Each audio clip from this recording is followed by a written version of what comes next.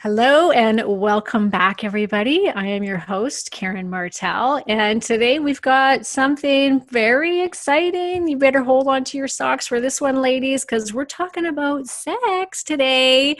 So you lock the door, pull down the blinds, because we are here with Lauren Brim.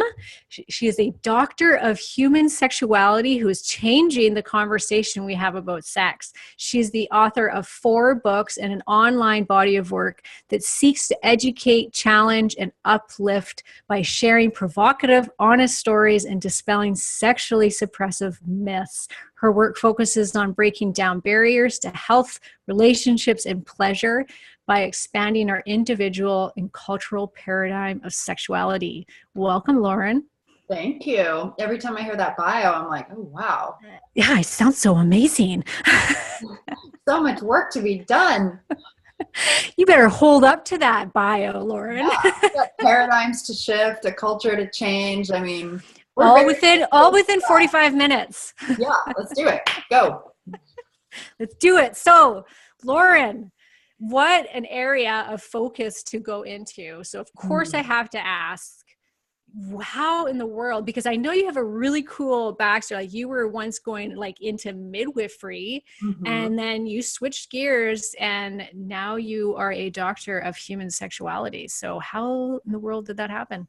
Yeah, well, I say the foreshadowing of my journey was when I was in New York City and I was 21 years old, and I found myself in a doula workshop all of a sudden over the weekend. Don't even know why I signed up for that. I guess I thought it sounded interesting. And the woman I was studying with had just made the documentary Orgasmic Birth. And there I was. Yep, I saw that. Not sexually active, knowing nothing about birth and watching women have orgasms and push babies out. And that was just like a little foreshadowing of my life. So fast forward 10 years, I'm, 30, 31, living in Europe and, struggling to fit into the box, the dating box, the sex box. Like, why can't I just fix myself, be normal, make this whole thing work? And all these messages coming at me were, if you were just, not sleeping with your ex, or if you were just different or good or better, that you would have the relationship you want. And I had studied for a year to be a midwife and wanted to provide holistic gynecological care for women, and realized that wasn't quite my path. And then suddenly it just, boom, it came together that, I needed to reject this whole model, that it didn't actually fit who I was. It was suppressive to who I was, that I needed to be myself and find happiness in what life was bringing to me at this present moment, rather than always trying to change it and looking for the next thing. And I realized I needed a sexual re-education because, I, like everyone, am just given this education, this set of belief systems, and they're not based in truth. And so I went after, the truth. And I wrote all about that in my first book, The New Rules of Sex, and shared my stories on my journey, because I think we learn from stories and we're all just trying to look good all the time. And I was like, yeah, I've got some great sexual stories. I also have some messy ones, and I have some ambiguous ones. And I wanted to just start this conversation about sex. So, fast forward 5 years and I'm still having this conversation about sexuality. So what was your sexual history coming into being a midwife? How did that shape the direction of you going down this road? Oh, well, I was raised very Christian, and I was raised in the United States of America, and, no sex before marriage, and sex is kind of sinful and bad, and you should wait as long as possible and make sure the guy loves you and wants to marry you. And, I was a very sexual person, but I think it had gotten kind of pushed down because there was no safe place to express it. And yeah, when I got into midwifery, years later, my own sexuality had, I'd moved away from that place, and it had evolved. And I'd worked in alternative medicine for years. And here I am sitting as the student in the room with the midwife. And these women are coming in going, yeah, I have no libido, or I have recurrent bacterial vaginosis, or pain with sex, or whatnot. And the midwife would just be like, oh, that's normal. It's normal to not want sex. It's normal to have BV. Just, stop wearing thong underwear and take probiotics. And you know, and I was like, wait, what? Like, no, you can't separate a woman's sexuality and desire. And like, why is no one investigating what's actually going on here and just wanting to dismiss it? And so I was disappointed in the midwifery model of care. I found that, Really? you know, those midwives weren't talking with women about sex, and you very rarely meet an OBGYN or a midwife that's comfortable to have a conversation about sex, because most people are so suppressed sexually that they can't, you know, they haven't practiced talking about it. You know, we go to talk to our kids about it, and we all know the story of kind of like, oh, the birds and the bees, and like, we're so uncomfortable. And yet, if we just been having a conversation with our children all along, with our spouses all along, with our friends all along, then it would not be an uncomfortable conversation. But it is in healthcare, it is in the school system and families and even relationships. I talk to people who've been married for decades and they've never admitted to masturbating or talked about what turns them on, or, you know, like, why is it so difficult to talk about sex? Like, Oh, it's so challenging, I think, for people. Very, very challenging. So did you think there was a connection though between when you were seeing that these women were coming in with these infections, was there some sort of like psychological thing happening there that you saw a connection with? well, I had been in alternative medicine for years at that point, doing something called the body talk system. So I know that, yeah. okay, I was already trained to look for the underlying emotions and belief systems and all of that. Yeah. And, you know, I can put that aside, and midwifery is, you know, it's based in science. It's based in, you know, the things it's based in, and you can incorporate those other things. But, you know, I just saw that it didn't make any sense. Why, you know, why would a vaginal antibiotic not get rid of that bacteria? Like, there's something going on, whether it may, you know, and maybe it's structural or maybe it's whatever too. But, you know, it's not, despite what medical textbooks said 100 years ago at the height of sexual suppression in the Victorian era, the medical textbook said healthy women have no sexual desire. Yeah. We still, and yes, some people identify as asexual and some people have naturally very low libido, and that's all in the range of normal.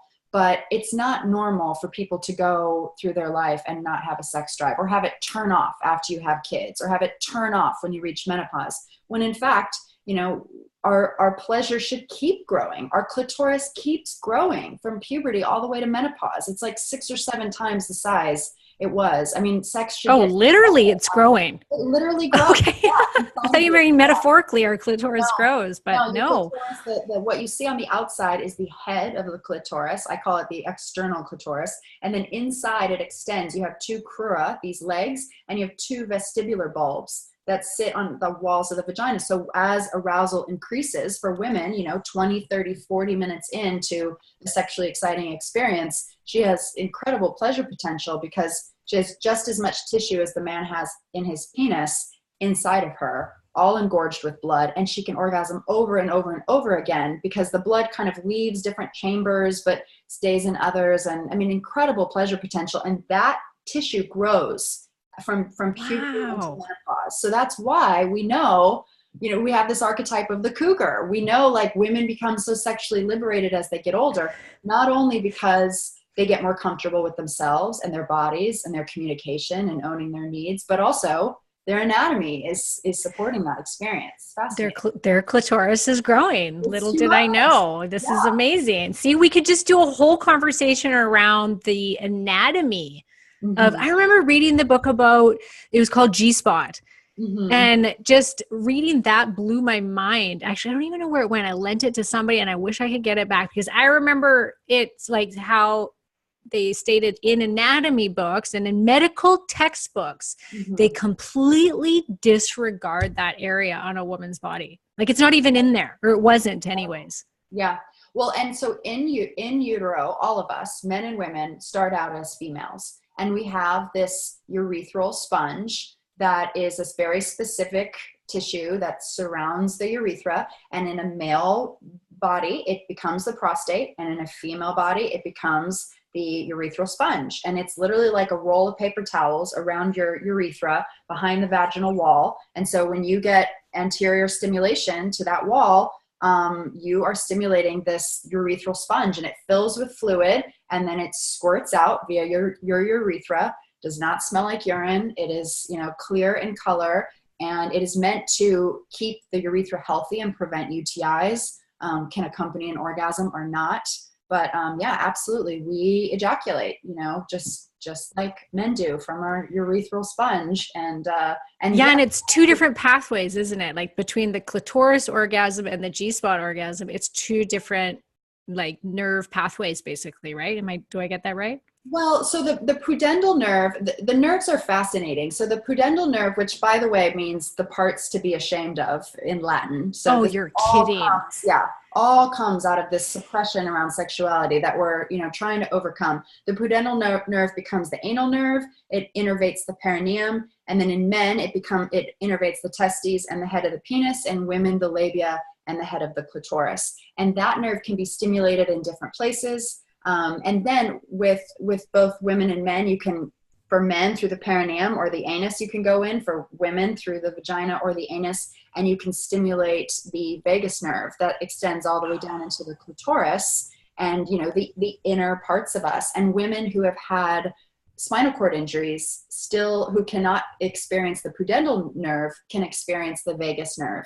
And in medical textbooks, the vagus nerve only goes down to the small intestine. And Barry Komisaruk in Rutgers in New Jersey has done research on this. And it's really, I mean, this, like, people need to know this. This is hard scientific research, that you have another nerve pathway that goes all the way down into your cervix and innervates your pelvis. And you can squirt from your urethral sponge just from any kind of orgasm. I mean, you can have an orgasm from your mind. We have them in our sleep. We have them in our sleep because blood is flooding to our genitals 3 to 4 times per night, which in a man, you're like, oh, he has an erection in his dreams. But women, we're also having erections. As one of my colleagues, August McLaughlin, calls them girl boners. We have them 3 to 4 times a night, but we're not aware of it unless we wake up and go, whoa, I was having a sexual dream, or I had an orgasm in my sleep.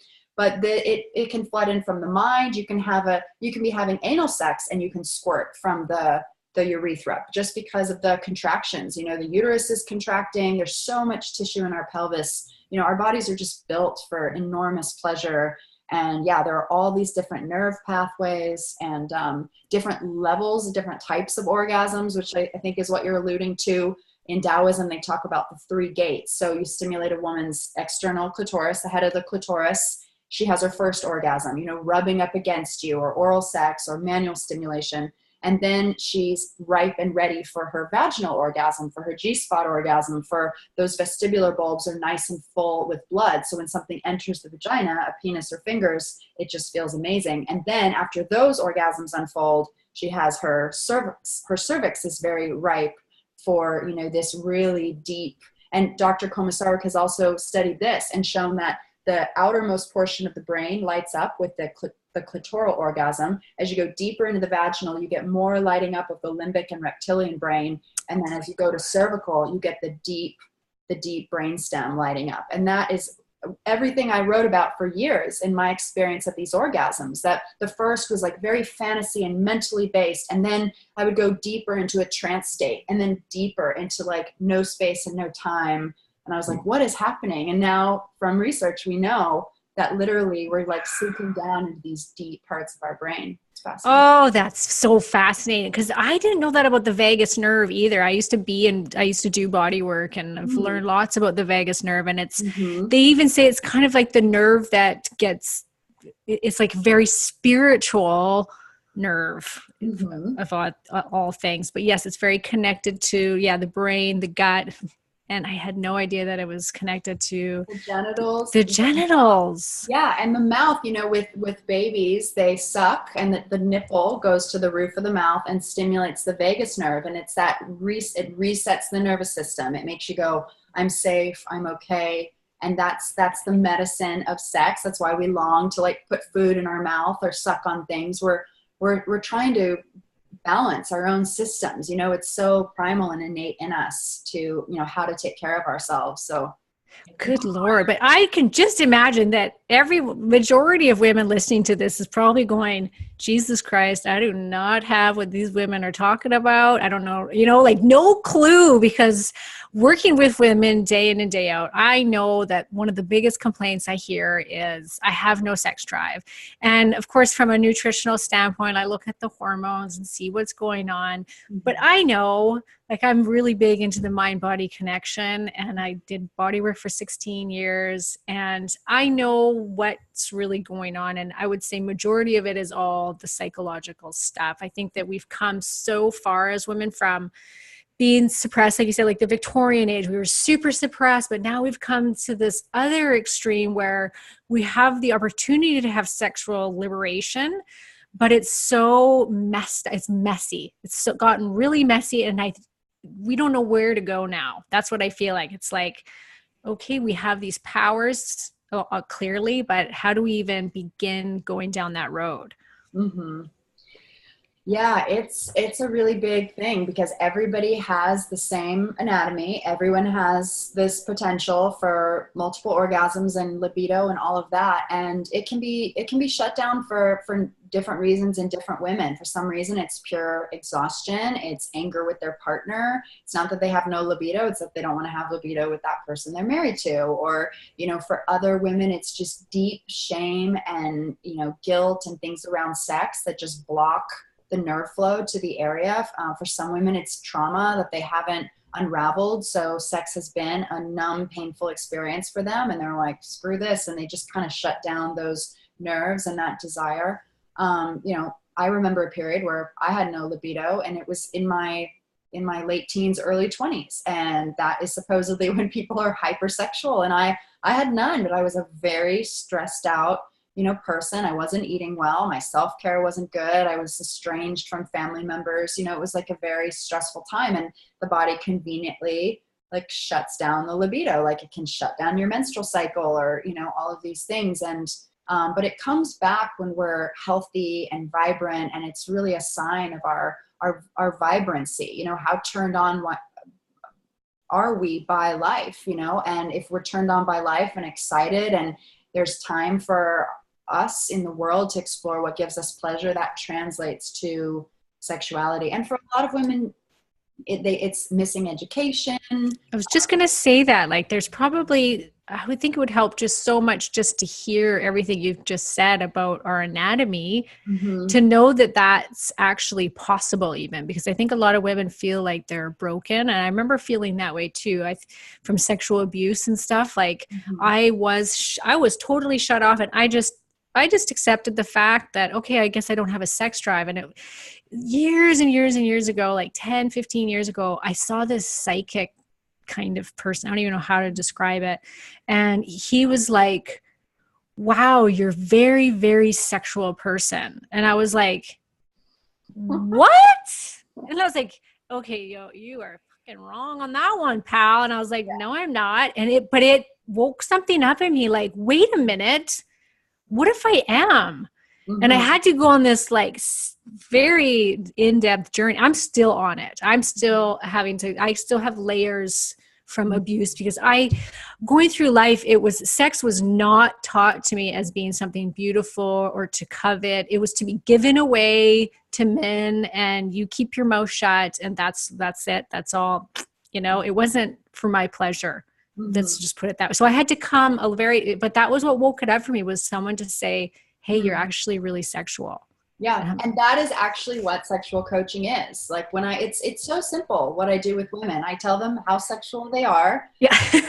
Give them permission to be sexual. Like, you're not a slut. It's not bad. Or being a slut is beautiful. Like, if you have multiple partners right now because you're not in a monogamous relationship, fantastic. Enjoy that experience. Get all the connection and love and experience and, being generous lovers, learning things from each other. Great. If you're in a monogamous relationship, wanting to explore sexuality more, great. If your partner is unavailable, explore solo sexuality, more masturbation, self-pleasure. I mean, we all could spend more time with that, exploring our bodies. But yeah, it's like just giving women permission, educating them about some basic things that they're afraid to ask about, and, maybe sorting through some experiences that were negative. We all have some of those, and helping them reframe that, and boom, you know, you just like send them out into the world. And sometimes it's more complicated than that. The women that rebound faster are women that have years of masturbating under their belt, or self-pleasuring, as I like to call it. And they rebound faster because they have this relationship to their pleasure. They know what that pathway looks like to orgasm, and it takes longer for women that don't have that, but it's never too late to start. You know, at any age you can have a sexual awakening and wake up those nerves. And, you know, our bodies don't stop being capable of sex as we get older, unlike, you know, what we've been told, that you dry up and this and that. I mean, you don't use it, you lose it, you know, you'll like find that it's drier and whatnot, but that can all come back, you know, just like nature is constantly regenerating. Our bodies can too. And what about when it comes to the communication with the man? I think that that's a really big part of it, because we feel as though there's this, not with everybody, but an inequality of sex drive between what a man want, how much a man wants and how much a woman wants. And that the constant need that the man has just turns women off. Like, you know, I had to teach my husband that I have a cycle. And you could tell me if this is like, maybe I'm lying to myself here, because maybe I could want it all the time. Who knows? But I have a very distinct cycle of when I want sex and when, or sex has to change. The feel, the undertone of the sexual experience has to change because of where I am in my monthly cycle, right? When I'm ovulating, it's like, bring it on. When I'm close to my period, it's like, takes me a little bit more, takes a little more foreplay, a little more loving, caring, you know, that kind of sex, right? More connection sex. So, you know, I'm lucky. I'm free to communicate that with my husband. I don't think so many women feel that comfort. They just feel like, oh, we're so unequal in this area. Yeah. People think there's an inequality, that we've demonized male sexuality. And, you know, this all has a history. I talk about this in the New Rules of Sex, that for thousands of years, women were the more sexual sex, and and everybody knew it. We're lusty, we're insatiable. We don't just like finish after one orgasm. We want more and more. You give us more sex and we're not satisfied. We now want more sex. Like you just open this thing up. And the church, all the sermons throughout the Middle Ages were how to control lustful women, and how we could like bring down the whole tribe, because we'd get, you know, sleep with all the men and they'd fight or whatever. And there were all these rules on our sex. We couldn't have sex when we were pregnant, after we'd had a baby, during the holidays, on our period, like all these rules about sex to get us so that when we had sex, we would just get pregnant again, because we'd be so horny after no sex during our period, which period sex is fantastic, you know, by the way, but we'd be so ready, and then we'd get pregnant, and then we'd start this whole like no sex thing all over. And then it was only during the 1700s where we had this big shift where there was actually a backlash, because there was sexual freedom for a bit, and women were getting pregnant and having babies outside of wedlock, and that was like a big crisis. And then it swung the other way, and women became asexual to protect themselves, I think, from this group trauma of having these sexual freedom without protection, which led to, you know, STIs and unwanted pregnancies. And so that wasn't good. And then even in the literature at the time, they were taking sex from women. It became this totally different narrative. And that's what we have today. Men are taking it from me. They want it all the time. They're like this nuisance, this thing, as opposed to, you know, women harassing men for sex, which also happens in relationships. But again, this takes communication skills. Like you said, there is a flow with our cycle, with our stress levels. Yes, when you're ovulating, most women are like, let's do it now, you know, all day long. You're like really in the mood. And some women are like that too on their periods, like different times throughout the month. But it's important to know, you know, to make yourself available for sex with your partner. And that can mean, hey, I don't want you to penetrate me right now, but like I'll come and be naked and you can masturbate, or, you know, you can give me oral sex, but like I'm just whatever. And then maybe you get aroused and you want to go further. But really like making the time for touch is important, and voicing what you want and don't want. You know, partners, again, using self-pleasuring to, you know, because the other person isn't always going to be on the same page. But we've got to get rid of this idea that, you know, men are wanting the sex and we're like giving it up. I hear a lot of, you're right. It's like this relationship to men is what makes it stuck. Like, well, I gave him sex and now like, Oh, I hear that all the time. Yeah. Well, I gave it out, so hopefully I'm good for, a few days here or whatever it is. And I Hmm. remember one woman, she finally just said to her husband, she was like, you have to allow me to want you sometimes. Like it Hmm. can't, she was feeling so much pressure. He never gave her the opportunity to desire him because he was always coming for it. And I Hmm. thought that's a really nice way to try and shift that dynamic a little bit, because when there's pressure for it, there's nothing worse. See, we should actually be listening. Men should be listening to this video cast too. We Yeah. should be fasting, not just for the women, but Hmm. yes, that that's an important piece. I think that men need to allow women to want them sometimes and not always be coming after it, I think. It's true because it sounds like being horny is one thing, for a man to feel like, oh, I want to have sex. But it sounds like when he's in this situation, he's approaching the woman in a very taking, I want something from you. And it's the woman feels that dynamic and it doesn't feel good. And a woman named Betty Martin talks about this in The Wheel of Consent. And that, like how we feel that. It's like if someone said, oh, let me give you a massage, but really they just wanted to grope your body. Like we feel the difference. We're like, no, you're not giving to me. You're actually taking from me. And, Yes. and there's like, we need to know the difference and you need to state clearly what it is you want. Do you want to just touch my body? And, because if it's a clear intention and like, okay, I can let you like grope me and enjoy my body. And, in the same way we let our kids like crawl all over us and just enjoy Yeah. kind of being connected to us. And then we're like, okay, enough. But yeah, there's so much that needs to shift in couples. So And, much. yeah. So, is there, just out of curiosity, is there literature, like historical literature, that actually talks about how sexual women were pre-Christianity? Yes, I read a fantastic book called Behind the Veil that I found about Morocco, and so I was very interested in Muslim culture and like what it was before what it is now, and also Christopher Ryan in his book Sex at Dawn talks about lots of different cultures and really changing this narrative that there's so many people operate from, like, oh well, sex has always been risky for women because they could get pregnant, so that's why we bond to men and we like need them to take care of us. And like it's like, no, look at some other literature. I mean, we're so like attached to that story. But if you look like in this book Behind the Veil, when you had matriarchal societies, women were sexually autonomous. When you had a baby, it didn't matter who the father was. The baby was your family's baby, and your brother would be the masculine archetype. The baby, you were taken care of by your culture.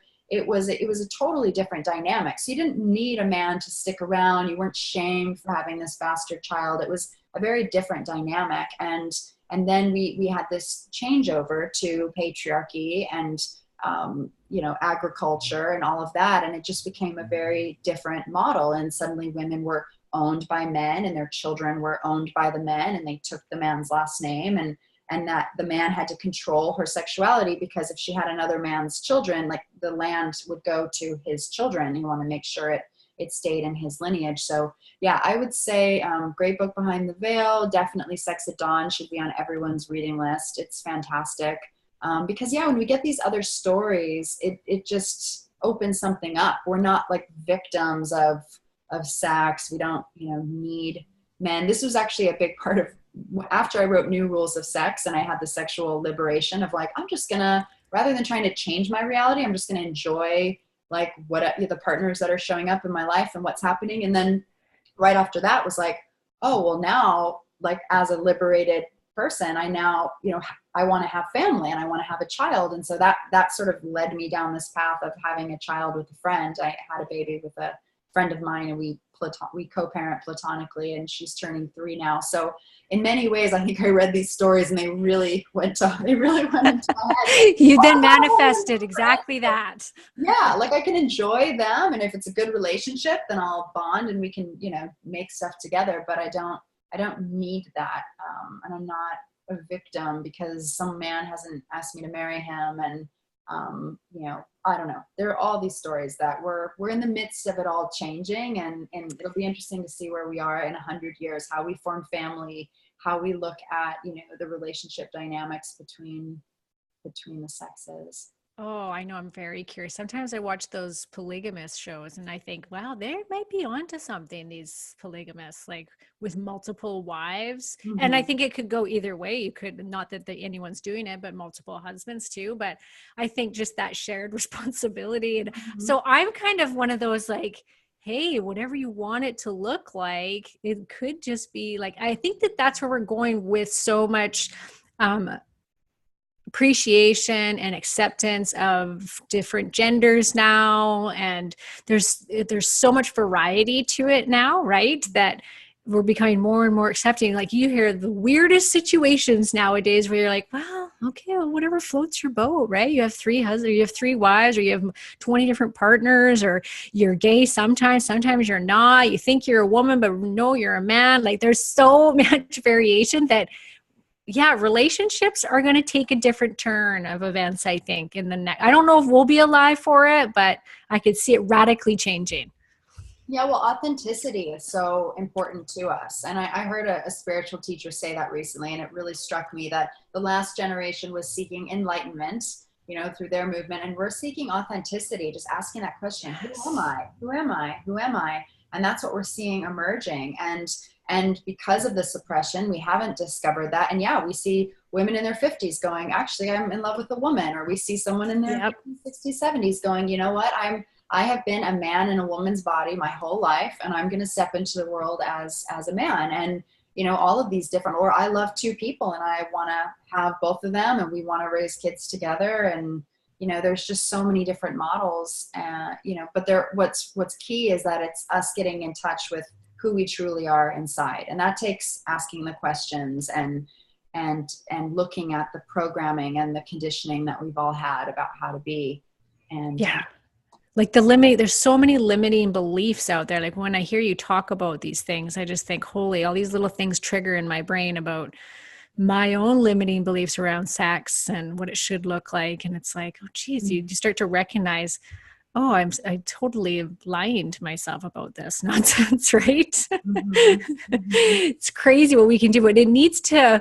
You have a daughter, I have a daughter too, and I think that's probably my biggest driving force in learning and educating myself more on this subject. Mhm. Not just for my pleasure, but so that she doesn't have to grow up. Because I feel like that's where my own personal story came from, was not being taught about it, not being taught that it was something to covet, and that it was, that it's sacred, that sex can be sacred, because we've lost the sacredness of sex in majority of society. There's not a lot of people that feel like it's what you're talking about.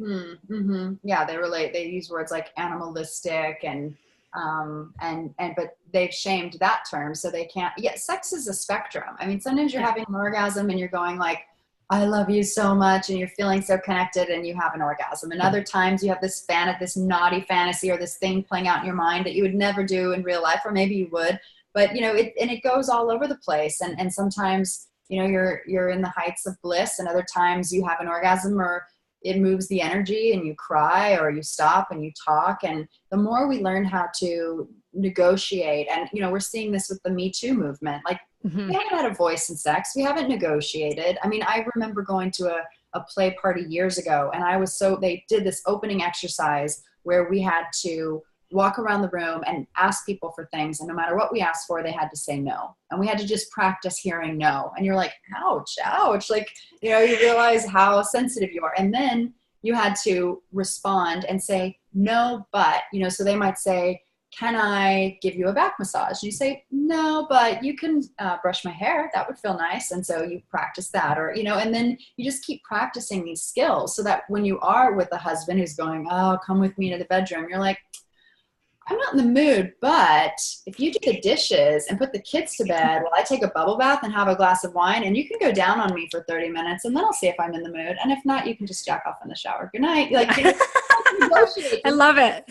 And just like give yourself, like, and women need to create the space for their sexuality too. I mean, there's so many skills that we need to learn, and then teach our children, how to put a value on pleasure. When my daughter's finally having sexual experiences, it's like, not only are you using protection and taking care of your health, but like, are you having pleasure? Is your partner responsive to your needs? Are they just taking, or are they giving? Are you communicating? Are you like experiencing divine transcendence as well as your sort of basic reptilian nature? Like, do you feel great after? Do you feel like filled up and good, or did it feel bad? And let's like process that so the next time you can have a better experience. And there's just so much that can come out of those experiences, rather than just like shutting down and not talking and being like, well, I guess that's how it is. And And really, it's about transforming that for yourself first so that you can teach it. Because I'm sure people listening to this that have daughters are probably thinking, God, how can I even talk about this when I don't have a clue about what they're even talking about? Because I've never experienced these things, right? Like I do, like I can't wait to teach my daughter these things, because it was not something I was taught. And I always think, oh my gosh, how I would have love to have grown up with this super healthy idea of what sexuality should look like and what that could have done.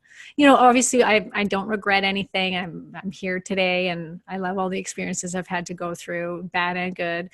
So, but still, I just think, wow, I can't wait to help her have a really great idea of what sex should be for her, right? That what it could be.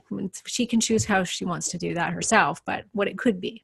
Yeah. And we're sexual from birth until death. So she is a sexual being right now. She's not, having certain experiences, but she's still a sexual person. And yeah, we're having that conversation and witnessing our children's sexual energy, their desire, their excitement, their, all of that, their creativity inside of them.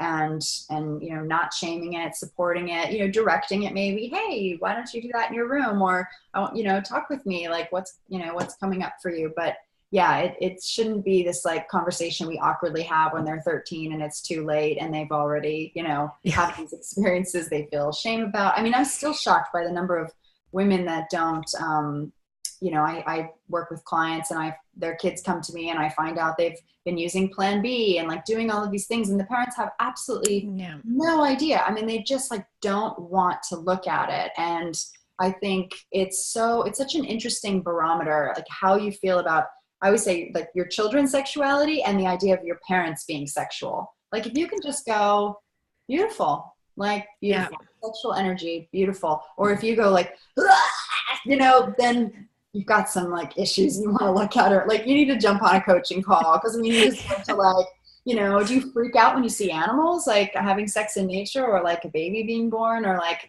someone dying? Like it's just like life, and the more, and I think that's what you're touching on, that sort of sacred thing. Like it doesn't have to be so scary and weird. And we have so much media to sort of encourage that reaction of like, I can't think about my daughter having sex, my parents having sex. Like, well, why not? It's just like humans touching each other, enjoying, like experiencing pleasure. And it's what makes us human, really. Like, I mean, it's the basis of it all. We wouldn't be here if it wasn't for that. So to find that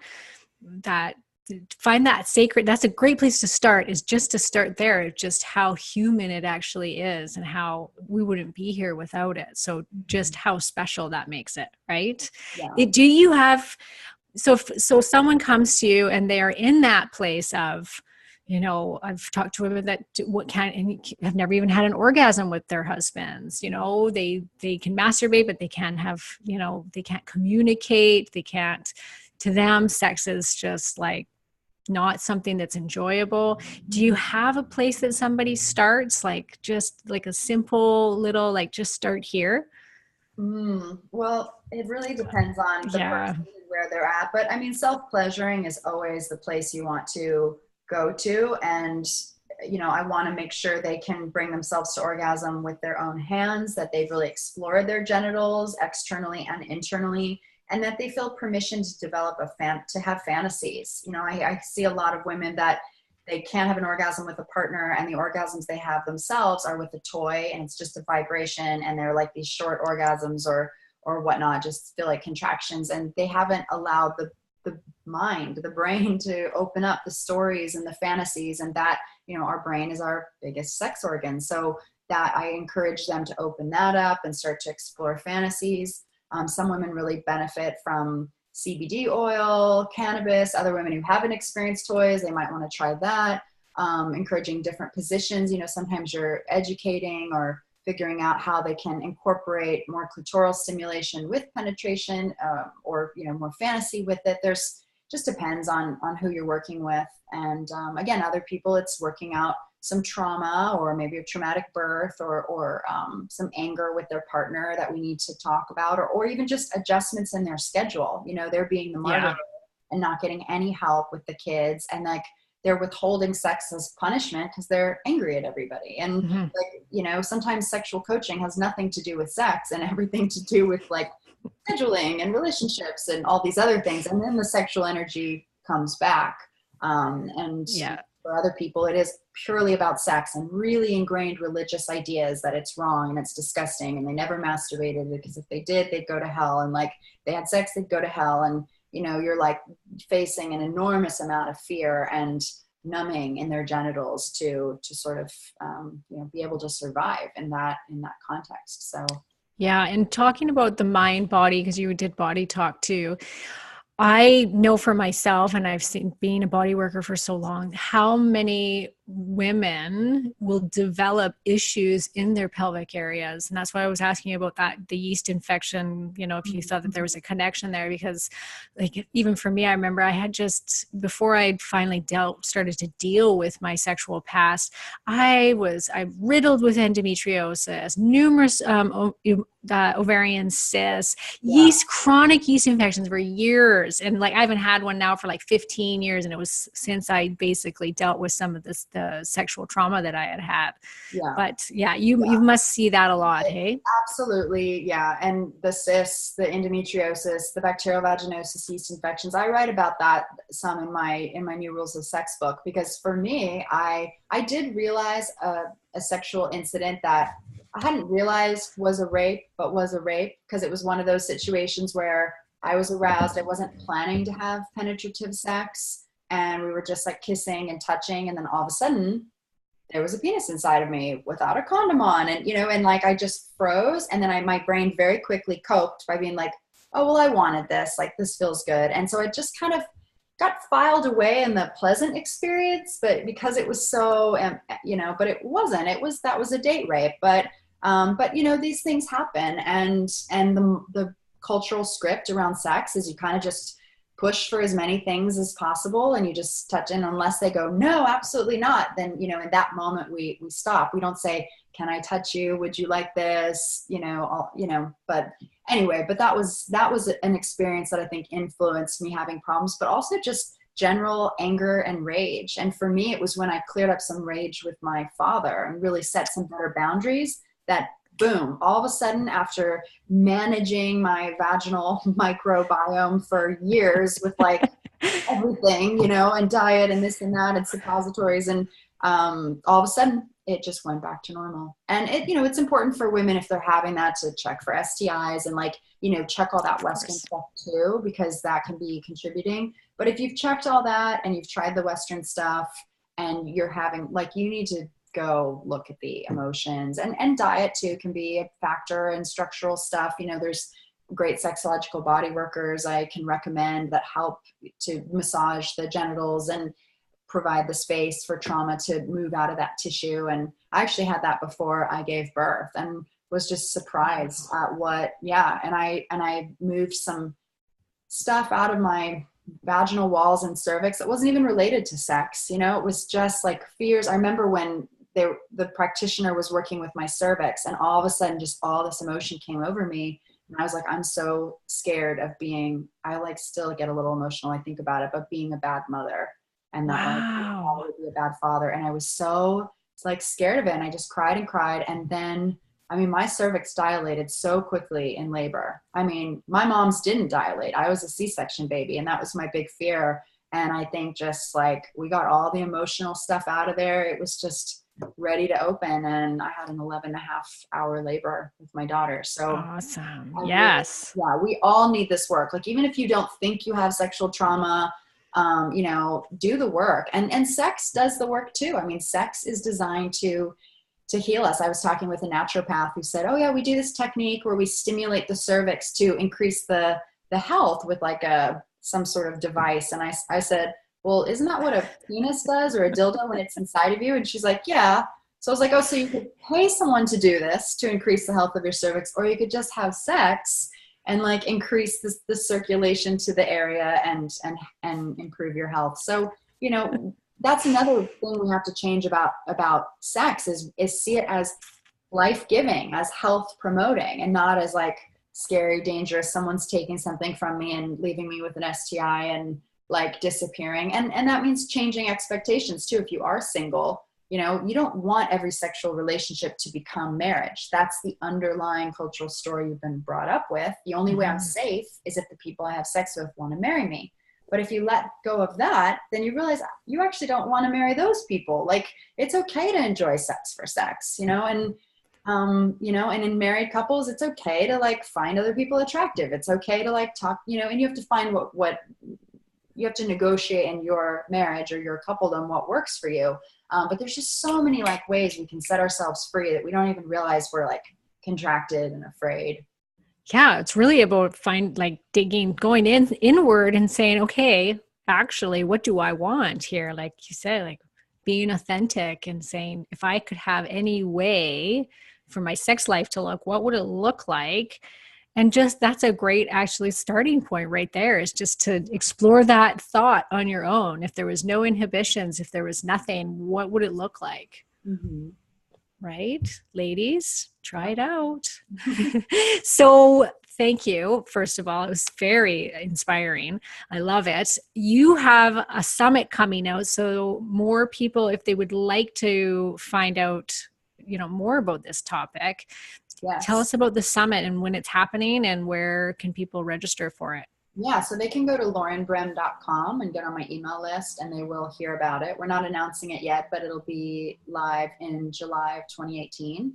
And I've got 20 speakers that are all speaking about different, I mean, if you want a sexual re-education, like what we've been talking about, this is it, because it'll be 20 hours of video, podcasts, interviews, just talking about, you know, relationships and anatomy and all these. It's fantastic. So it's called the New Rules of Sex Summit, your sexual re-education to supercharge your health and love life. And yeah, just go to laurenbrim.com and I think everyone's going to be running to register for that now that we've had this conversation. So I know I'll go register for it, because that's it. Education's a great place to start too. Like, just simply educate yourself and see where that leads to, what it leads to, right? Mm-hmm. Yeah, education is powerful. That's why it gets suppressed and altered, because they, you know, people know, like, you give people education and then they feel empowered and they do things with that. We do things. Yeah.